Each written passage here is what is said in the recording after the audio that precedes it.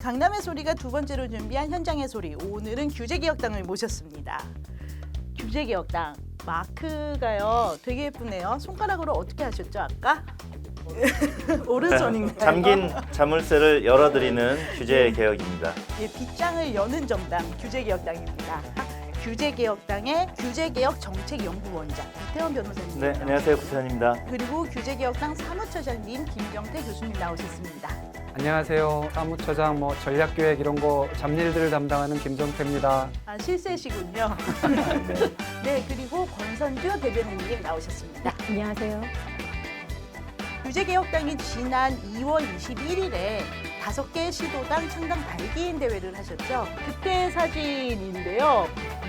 구 변호사님 이 당의 센터셨어요. 아, 네. 어쩌다 보니까 그렇게 됐는데요. 시도당 창당에 참여하셨던 위원장님들, 규제개혁당 간부님들이 함께 있네요. 포즈를 이렇게 취하셔서 기성 정당의 창당 사진이랑 좀 차이가 나나 싶지만 포즈를 이렇게 기성 정당처럼 취하셔도 기성 정치인들과는 많은 게 다르세요. 지금 저희도 정치 방송이 아니라 스타트업 창업하는 것처럼 창고에서 촬영을 하고 있잖아요. 마찬가지로 이렇게 화이팅을 하셨는데도 현장의 느낌이 물씬 풍기십니다. 네네. 일단 낯익은 얼굴이 없고요.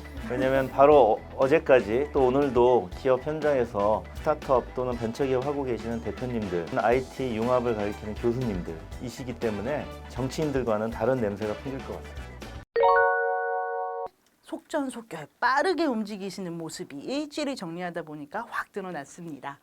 1월 27일에 창당 준비 워크숍을 하셨는데 그때 당 이름은 가칭이지만 규제개혁으로 좋은 나라 만드는 당. 여기서도 제조를 하시더라고요. 네, 더 재미난 비하인드 스토리가 있습니다. 지금 잠깐 말씀해 주세요. 사실은 저 앞에 가가호호가 붙어 있었습니다. 가가호호 규제개혁으로 좋은 나라 만드는 당. 어떻게든 우리가 선거 번호를 앞번호로 해보자 해서 머리를 쥐어짜냈던 그런 비하인드 스토리가 있습니다. 기억당이 될 예, 뻔했던. 가자 코리아당 있지 않습니까? 가자보다 우리가 더 빨랐었겠죠. 그리고 규제개혁당 창당준비위원회 설립을 2월 10일에 마치셨고요. 그 다음에 국회에서 공동선언문을 하시면서 이 당을 수면에 띄우셨죠.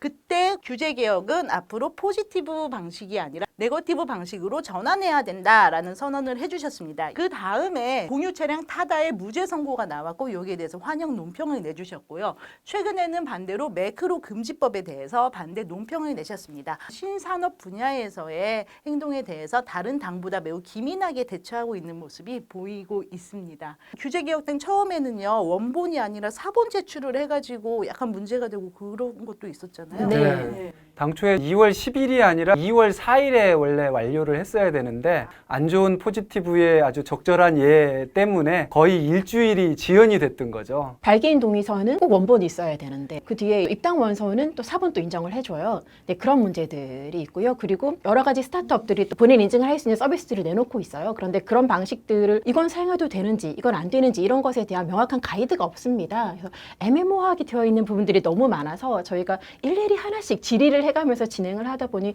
굉장히 많은 시간이 소모가 돼서 신당 창당이 기본적으로 그냥 첫걸음부터 너무나 허들이 많은 거예요. 힘들었습니다. 당명 정하는 데 있어서도 왜 이렇게 힘든지 다른 나라에 계시다가 오신 분 같은 경우는 당 이름만 지금 3번째인가 계속 거부를 받아가지고 결국은 국민의당? 으로 됐을걸요. 그전에는 안철수당이니 그런 것처럼 저희 같은 경우에 직업 정치인이 캠프에 아무도 없거든요. 약간이라도 궁금하다 싶으면 무조건 전화통을 붙들어요. 이제 40 며칠밖에 안 남은 이런 상황이지 않습니까? 전화나 팩스나 이메일 문의를 하면 바로바로 답을 주면 좋은데 기본이 일주일 걸립니다. 창당하지 말란 얘기죠. 선거행정이라는 것은요, 매년 반복적이고 1년 중에도 수많은 선거들이 선거관리위원회에 의해서 관리되고 있거든요. 그래서 이런 질의들은 아마도 수없이 반복됐을 겁니다. 그런 것들은 이미 홈페이지 등을 통해서 쉽게 조회할 수 있게 되어 있어야 되는데 홈페이지 찾아봐도 별로 없어요. 그래서 또 질문을 해요. 이런 질문들이 많이 몰리니까 당연히 업무 부하가 많이 걸리겠죠. 그러니까 답이 늦어지는 것 같습니다. 즉 빅데이터를 쌓아서 데이터에 의해서 선거관리 행정을 해나가는 모습이 기업인들에게는 굉장히 낯익은데요. 행정에는 아직도 많이 미흡하다고 볼 수 있습니다. 참 아이러니한 게요. 지금 예비 후보 단계까지 이런 측면에서 가장 승승장구하고 있는 정당이 허경영 씨 정당이에요. 예비 후보 등록도 주요 지역구마다 5명씩 딱 해놓고요. 그러니까 오히려 오프라인 쪽에서 모여 다니시는 분들에게 유리하게 돼 있기 때문에 미래의 기술을 활용하려는 정당이 좀 더 불이익을 받는 모습이 나타나고 있더라고요. 말씀드린 대로 기술과 사회는 빛의 속도로 발전을 하고 있는데 정작 이런 규제니 제도들은 거의 군뱅이 수준도 안 되는 거예요. 어떤 건 아예 움직이지도 않죠. 수십 년간. 규제개혁당이 얘기하는 규제개혁이라는 거는 변화에 제대로 응전할 수 있는 시스템을 만드는 것이다. 그럼에도 계속 이 질문은 머릿속에 좀 남습니다. 어차피 국회의원 한 명이라면은 힘 있는 정당에 들어가서 당대표와 좀 친하게 지내시면서 힘 있게 추진을 하시는 게 낫지 않을까.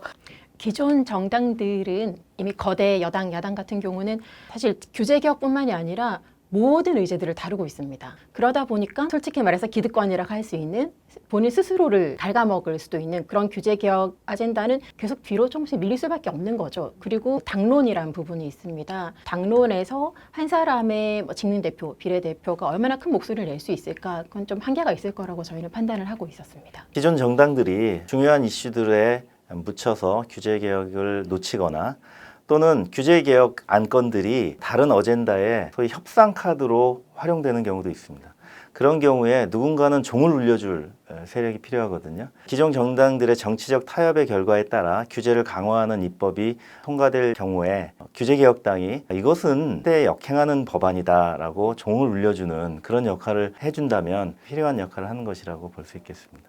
20대 국회, 19대 이전 국회에서도 보면 게임 관련된 법안들이 수도 없이 나옵니다. 대표적인 게 4대 중독법이다. 그래서 19대 때는 마약, 알코올, 도박 이런 것들과 같이 묶어서 법안 처리를 하려는 시도들이 굉장히 있었는데 와, 어떤 정치인들이 저런 상상을 할 수 있는지, 그래서 직접 질의도 하고 만나러 가서 비서관이나 보좌관들이랑 얘기를 하면 저는 잘 모르고 그냥 사인을 했는데요. 사다금지법이나 거기에 사인한 분들도 이게 내가 잘하는 건지 잘못하는 건지도 모르고 한 분들이 수두룩하실 거예요. 저희 같은 경우가 양대 정당 쪽에 들어간다 한들 윗분들 눈치 보시고 다선 의원들 눈치 보다 보면 우리 목소리는 낼 수가 없는 구조가 돼버리죠.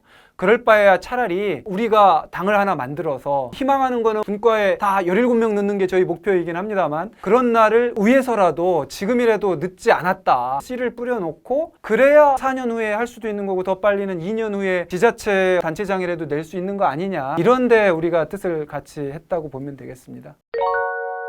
연동형 비례제가 기성 정치인에서는 이상한 부작용을 일으키고 있지만 규제개혁당 입장에서는 작년에 그걸 통과시킨 게 매우 좋은 산파 역할을 한 게 아닌가 생각이 들어요.